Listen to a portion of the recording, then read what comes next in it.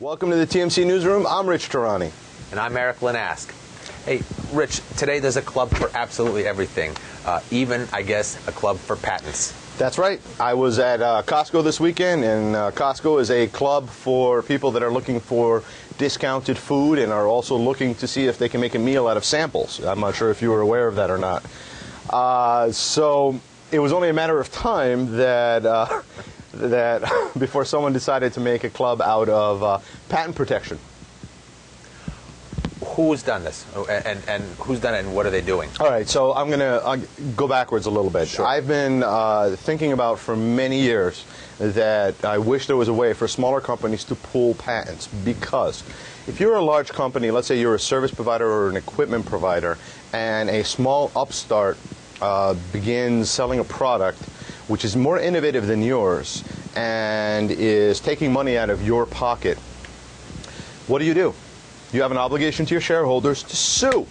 And large companies always have tons of patents. Why? Because they've got scientists that apply, and engineers that just apply for patents. And our patent and trademark office has been fairly lenient, just granting patent after patent after patent.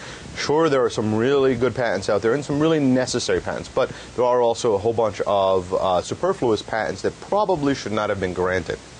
So this company called the RPX, the Patent Protection Program that they have, it allows a company to join, and subsequently, on behalf of the companies that have joined it, buys a portfolio of patents in order to protect the company that is, or protect it from being sued.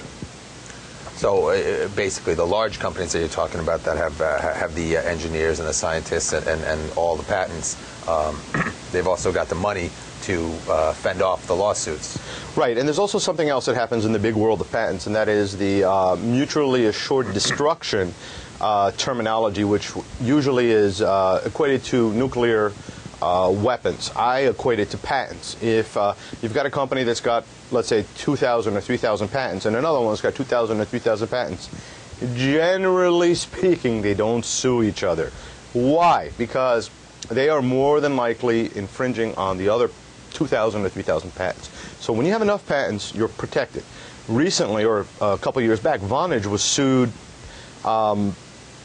senselessly by large telcos that had patent portfolios, and hit Vonage with, I think the peak number of patents that Vonage was hit by was 11 suits simultaneously. So defending against 11 patent lawsuits, it's not likely that even if you're in the right, you're going to win all 11. You're going to probably lose one or two or three. And Vonage did end up losing a few of these patent lawsuits, and now has to pay royalties and damages and things like that. And so that's an example of a company being so successful and not having the patents to protect itself getting really hurt.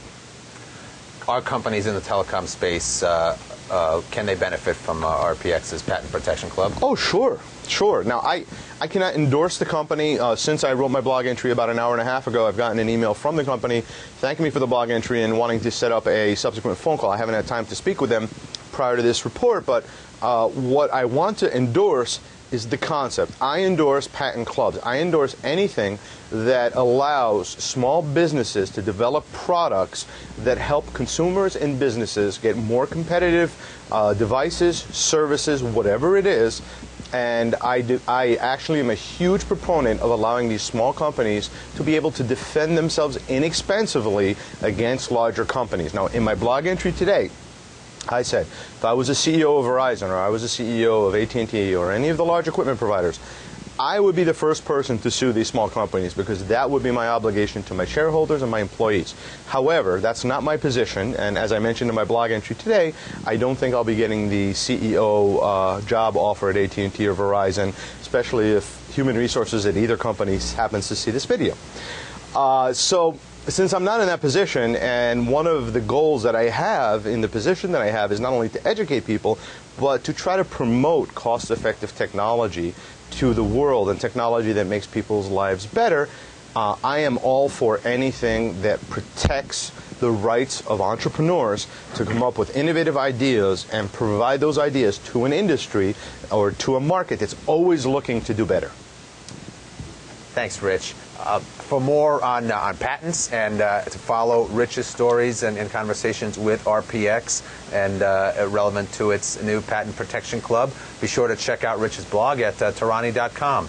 In the TMC newsroom, I'm Erik Linask. And I'm Rich Tehrani.